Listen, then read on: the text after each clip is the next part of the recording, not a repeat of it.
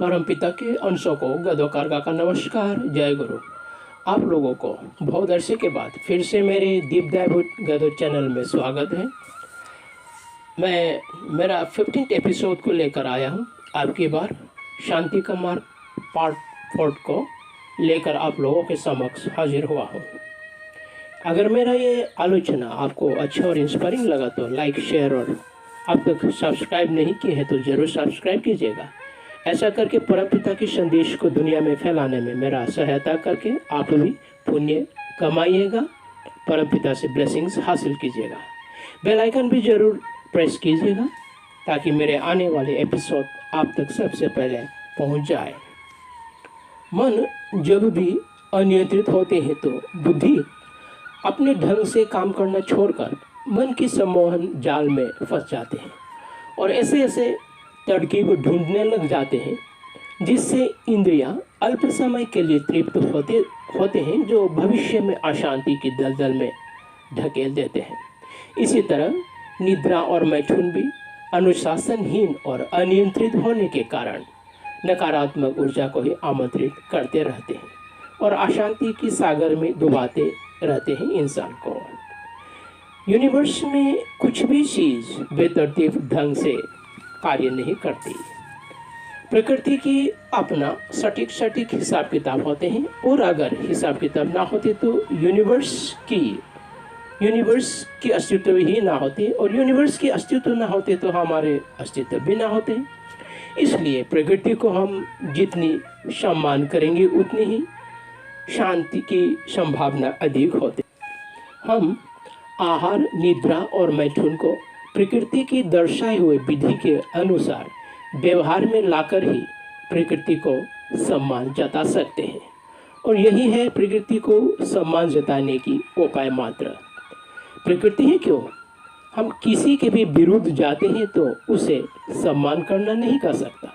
हम किसी की मत या बातों को अंतरात्मा से स्वीकारते हुए अनुसरण करते हैं तो इस तरह के व्यवहार को ही सम्मान देना कहते हैं। शांति को लेकर मेरे गुरु श्री श्री ठाकुर अनुकूल चंद्र जी ने अपने सत्यानुसरण किताब द्वारा ही हमें समझाते हैं।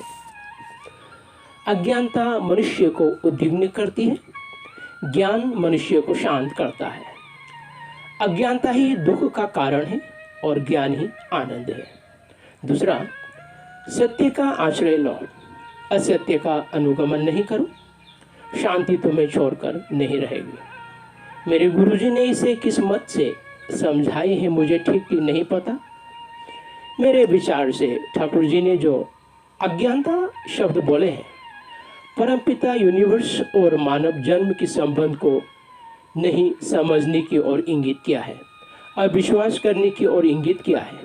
और हाँ, ज्ञान शब्द परमपिता यूनिवर्स और मानव जन्म की संबंधों को समझने की ओर इंगित किया है, विश्वास करने की ओर इंगित किया है।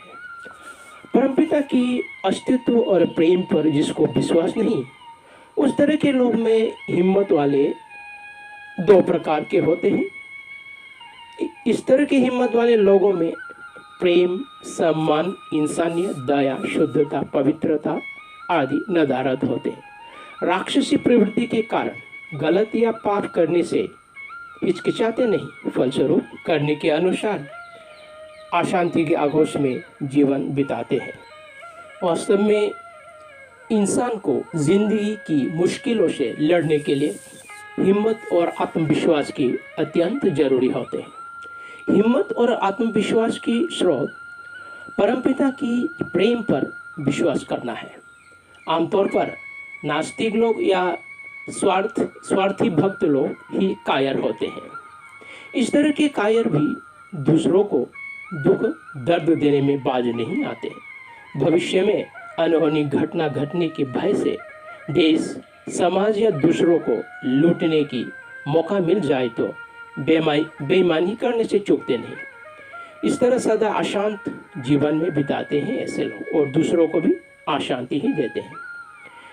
जिसे मैंने शुरू के एपिसोड में ही बताए हैं, शांति की स्रोत तो प्रेम, इंसानियत, समर्पण, अर्पण, सम्मान, अनुशासन, सेवा, दया, आज्ञाकारिता, निस्वार्थ ईश्वर पर अटूट विश्वास और भक्ति आदि आदि है। तो जिसमें ज्ञान है या जो ज्ञानी है उनमें शांति के सभी स्रोत होते हैं। फलस्वरूप ऐसे लोग शांति और आनंद की जिंदगी जी पाते हैं। मेरे खुद के अनुभव और खोज के हिसाब से आदमी जितनी ईश्वर और प्रकृति के नज़दीक रहेंगे, जितनी सच्चे मन से अथवा निस्वार्थ भाव से प्रकृति और ईश्वर से प्रेम करेंगे, उतनी ही शांति के पहलू में जीवन व्यतीत करते हैं। और इसके विपरीत आदमी जितनी प्रकृति और ईश्वर से दूर रहेंगे, स्वार्थ भाव से ईश्वर और प्रकृति की भक्ति करेंगे, उतनी ही अशांति के आगोश में तड़प तड़प कर मौत को गले लगाएंगे। इंसान जो भी इन्वेस्ट करते हैं वही पाते हैं। जैसे love begets love, money begets money, hatred begets hatred, ठीक उसी तरह पीस बिगेट्स पीस। दुनिया में कुछ भी चीज़ को हासिल करने के लिए उस रास्ते की 0 पॉइंट से यात्रा को शुरू करना पड़ता है। इसी तरह शांति को प्राप्त करने के वास्ते हमारे गुरुजन ज्ञानी जन लोगों ने जो स्टेप्स हमें समझाए हैं उन पर अटूट विश्वास करना होगा और उस स्टेप्स को फॉलो करना ही होगा। वास्तव में इंसान अपने मन और बुद्धि पर ही ज़्यादा विश्वास करते हैं और ज्ञानीजनों और गुरुजनों की उपदेश पर विश्वास नहीं करते हैं। और ऐसे अविश्वास के कारण लोग भटक जाता है और शांति के बदले अशांति को ही प्राप्त करते हैं। कुछ भी चीज़ को पाने के लिए मेहनत और अभ्यास करना पड़ता है, तो इसी तरह शांति को भी मेहनत और अभ्यास के बल पर ही प्राप्त किया जा सकता है। यहाँ मेरा मेहनत से मतलब है खुद के मन को कंट्रोल करने की अभ्यास करना, मन पर लगाम लगाने की अभ्यास करना और गुरु और ज्ञानी जनों की उपदेश के द्वारा सही रास्ते पर उसे ले चलना। एक्चुअली जब तक हम अभ्यास करते करते प्रैक्टिस करते करते हमारा अभ्यास नेचुरल नहीं हो जाता, प्रकृतिगत नहीं हो जाता, तब तक हमारे अंदर शांति नेचुरल नहीं होता। शांति हमारे अंदर नेचुरली एस्टैब्लिश्ड हो जाए, उस स्टेज को पाने के लिए समय लगेगा, अभी के अभी नहीं होता। खासकर अच्छा चीज़ को प्राप्त करना इतना आसान नहीं होता।